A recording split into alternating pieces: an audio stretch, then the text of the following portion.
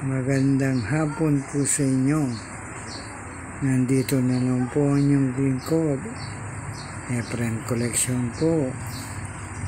Ito po pag-uusapan natin yung 100 pesos ni Pangulong Ferdinand Marcos ng bagong lipunan. Ayan po siya. 100 piso. Ayan po. Ayan po siya. Republika ng Pilipinas, ang bagong lipunan. Ayan po. Maganda pa rin po siya. Ano po.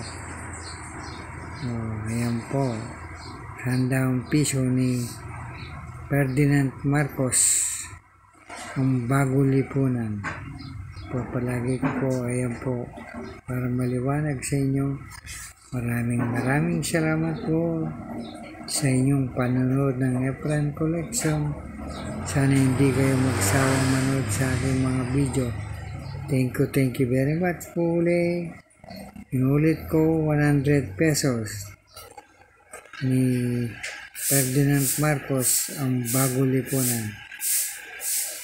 Thank you very much.